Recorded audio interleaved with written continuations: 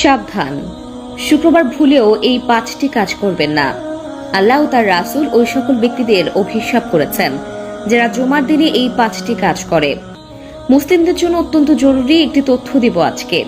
শুক্রবার মানে গরিবদের হজের দিন, কিন্তু আমরা এই দিন এমন কিছু ভুল করে ফেলি যা আমাদের পরকাল জীবনকে জাহান্নামের দিকে নিয়ে যাবে এবং প্রিয় নবীর শাফাত থেকে বঞ্চিত করবে।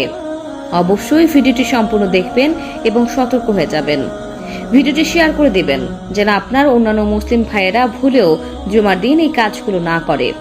হয়তো আপনার একটি শেয়ারে একজন মানুষ ভুল থেকে হেদায়েতের পথে ফিরে আসতে পারবে।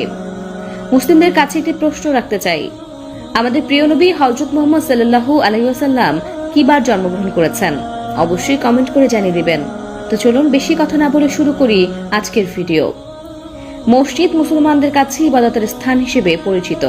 এরপরও আমরা মসজিদে এমন কিছু কাজ করে থাকি যা মসজিদের পবিত্রতা নষ্ট করে। তাই মসজিদের পবিত্রতা রক্ষার জন্য কোরআন হাদিসে নিষিদ্ধ বিষয়ের উপর লক্ষ্য রাখা উচিত। 1 নম্বরে কোনো নামাজি ব্যক্তি অন্য নামাজি ব্যক্তিকে উঠিয়ে দিয়ে বসা যাবে না।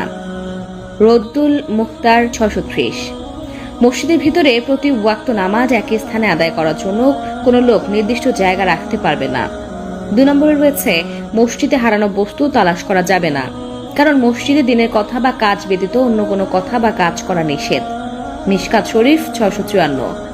হযরত আবু হুরায়রা রাদিয়াল্লাহু তাআলা আনহু হতে বর্ণিত, রাসূলুল্লাহ সাল্লাল্লাহু আলাইহি ওয়াসাল্লাম বলেন, যখন তোমরা মসজিদে কারো হারানো জিনিসের খোঁজ খবর নিতে শুনবে, তখন তোমরা তাকে বলবে আল্লাহ যেন তোমাকে তা ফিরিয়ে না দেন, কেননা মসজিদ এসব কাজের জন্য নির্মিত হয়নি। মুসলিম শরীফ 568। 3 নম্বরে মসজিদে দুর্গন্ধময় কোনো জিনিস খেয়ে বা নিয়ে প্রবেশ করা নিষেধ। মিশকাত শরীফ 655। রাসূলুল্লাহ সাল্লাল্লাহু আলাইহি ওয়াসাল্লাম বলেন, যে ব্যক্তি দুর্গন্ধযুক্ত খাবার খায় সে যেন তার মুখ পরিষ্কার করা ব্যতীত মসজিদে না যায়, কারণ মানুষের মতো ফেরেশতারাও দুর্গন্ধ বস্তু দ্বারা কষ্ট পায়। 4 নম্বরে মসজিদে উচ্চ স্বরে ও দুনিয়াবি কথা বলা যাবে না। মিশকাত শরীফ 689। 5 নম্বরে মসজিদে অপরাধের শাস্তি ও শাসন করা যাবে না।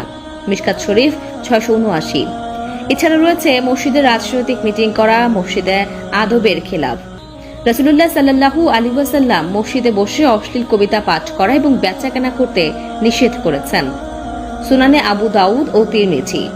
প্রিয় দর্শক, অবশ্যই এই বিষয়গুলো খেয়াল রাখবেন। মসজিদে আপনার দ্বারা যেন কেউ কষ্ট না পায়। মসজিদ হলো আল্লাহর ঘর।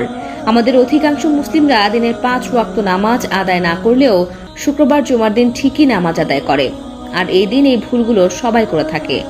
আমি জাহান্নামে পুরুষদেরকে অনেক আযাবে ভুগতে দেখেছি, যার মধ্যে একজনকে পাথর